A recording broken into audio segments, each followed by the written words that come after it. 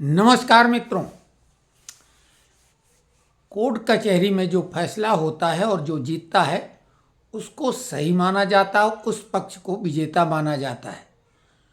और कोर्ट कचहरी में जो साक्ष्य प्रस्तुत किए जाते हैं तो एक डाइंग स्टेटमेंट कहलाता है कि जो मरने वाला व्यक्ति होता है, मर रहा होता है, उस समय वो सत्य ही बोलता है।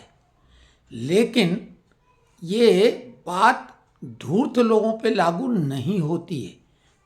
कई बार ऐसा होता है कि मरने वाला व्यक्ति मरते मरते भी ऐसा स्टेटमेंट दे के जाता है कि पुलिस अधिकारी को मालूम है कि ये झूठ बोल रहा है, लेकिन मजबूरी हो जाती है कि चूंकि वो डाइंग स्टेटमेंट है। और ऐसा ही कुछ काम दिल्ली के धूर्त, अब धूर्त कहना धूर्तता का भी एक तरह से अपमान है, उसने जाते जाते यानी राजनीतिक रूप से वो पूरी तरीके से समाप्त हो जाएगा, मर जाएगा, ये हमने बहुत पहले कह दिया था। और इसको जेल भी जाना तय है, जेल में इनकी यात्रा अंतिम होगी। लेकिन जाते जाते वही धूर्तता का उसने नमूना प्रस्तुत किया और बोला हमारे 16 एमएलए के पास 16-16 करोड़ रुपए का ऑफर आया है कि भाजपा में शामिल हो जाओ। अब इस धूर्त नहीं मूर्खाधिराज को कौन बताए कि अभी तो कोई एमएलए ही नहीं, अभी कोई एमएलए नहीं, अभी प्रत्याशी हैं एमएलए के।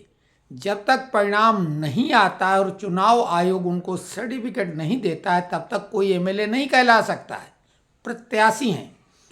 और चुनाव जिस तरह का है, प्रिडिक्शन लोग कर रहे हैं, एग्जिट पोल बता रहा है, तो जब अरविंद केजरीवाल खुद नहीं जीत रहे हैं तो उन्हें ये कैसे मालूम उनका कौन सा एमएलए जीत रहा। चलिए आपको पता है, लेकिन फोन करने वाले और 15-16 करोड़ का ऑफर देने वालों को कैसे मालूम कि कौन सा व्यक्ति आपका जीत गया और एमएलए बन गया या एमएलए बन जाएगा।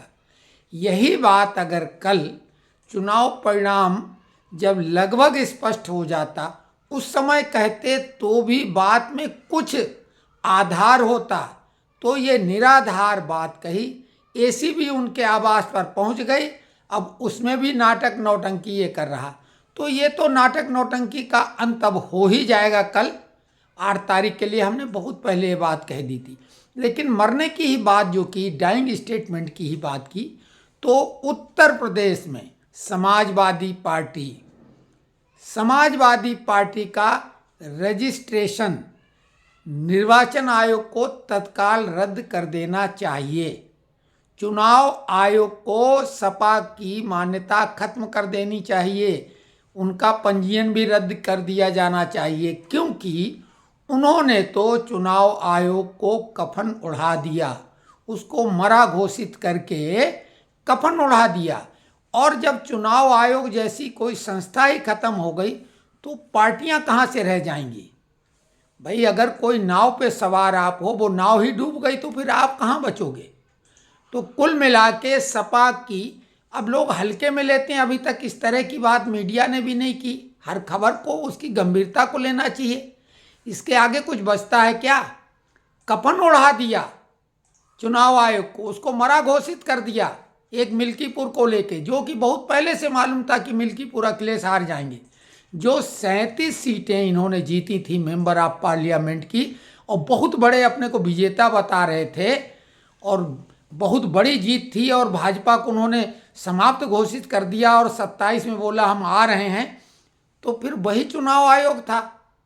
लेकिन हमने बताया कि वो जीतने का आधार 1 लाख रुपया खटाखट देने का वायदा था। भोली भाली भुक्कड़ जनता, और जो फ्री की रेवड़ियाँ बांटी जाती हैं, जनता जो उसमें आनंद ले रही है। अब जनता के बारे में भी क्या कहा जाए, जैसे नेता वैसी जनता, यथा राजा तथा प्रजा।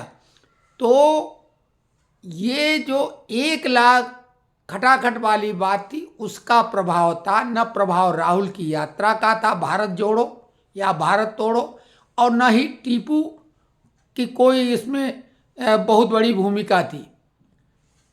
साथ में कुछ हद तक संविधान बदलो, आरक्षण का जो मामला था कुछ असर किया थोड़ा बहुत, लेकिन पूरा मामला खटाखट वाला था, लाख रुपए का। अब वो वायदे सब उनकी पोल खुल गई है, तो अब इन लोगों की गत हर जगह बुरी होने वाली है। केवल लाडली बहना वाला जो वायदा था, बदल बदल के कहीं महतारी बंधन योजना तो कहीं कुछ, यानी महिलाओं को जो 1000, 2000, 2500, अब तो धीरे धीरे 5000 पे रकम पहुंचेगी। तो ये वायदा जो कर ले जाता है, अगर वो अकेला तो उसको फायदा मिलता है, और नहीं अगर अब तो सब करने लगे। दिल्ली में जहां आपने 2100 तो कांग्रेस ने 2500, भाजपा ने 2500 कर दिया, तो अब फिर क्या बचा? तो यही एक बढ़त का मामला था, जो मुफ्त वाली ये योजनाएं हैं।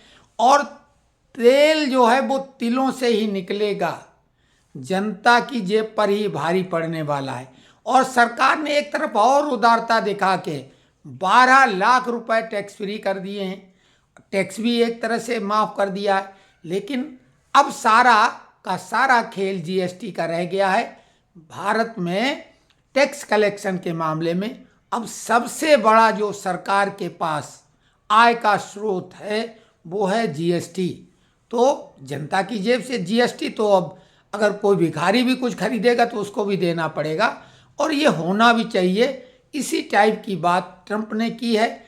ट्रंप ने अभी पूरी नहीं की है, लेकिन भारत ने वो बात लगभग पूरी कर दी है, क्योंकि 12 लाख रुपए बहुत होते हैं, विशेषकर जो सरकारी लिखा पढ़त में नहीं होते हैं। तो 12 लाख का मतलब कम से कम 25 लाख मान लो, लेकिन सरकारी कर्मचारियों का जो वेतन है वो तो खैर 12,75,000 तक टैक्स फ्री रहेगा, क्योंकि उसमें वो कोई भी 1 रुपए का हेर फेर नहीं कर सकते हैं।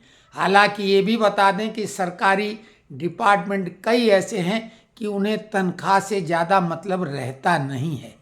तो बात समझने की है, और ये हकीकत है, इसको इनकार कोई नहीं कर सकता है कि अमुक सरकार ने, अमुक पार्टी ने इस पे काबू पा लिया है। तो खैर ये आज के लिए यही कह रहे हैं कि इस हद तक राजनीति हो गई कि चुनाव आयोग को कफन उड़ा रहे हैं, और उधर अभी कहीं सूत न कपास और जुलाहों से लट्ठम लट्ठा, ये वाली कहावत चरितार्थ कर रहे हैं स्वनामधन्य अरविंद केजरीवाल। हमने इनको बोला था ये है कौआ, और चालाक कौआ चोंच कहाँ पे मारता है आप सभी लोगों को मालूम है। तो इस कौआ की काएं काएं जो है अब ज़्यादा आपको सुनने को नहीं मिलेगी।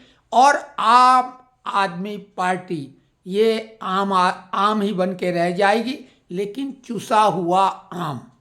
आम आदमी पार्टी आम ही बन के रह जाएगी, लेकिन चुसा हुआ आम। अरविंद केजरीवाल का होगा काम तमाम, उधर भगवंत मान संभालेंगे पार्टी की कमान, ऐसा होता हमें दिख रहा है। तो बस इतना ही कमेंट्स में लिखें कि ये हमारी पोस्ट कैसी लगी, उसी के आधार पर अगला वीडियो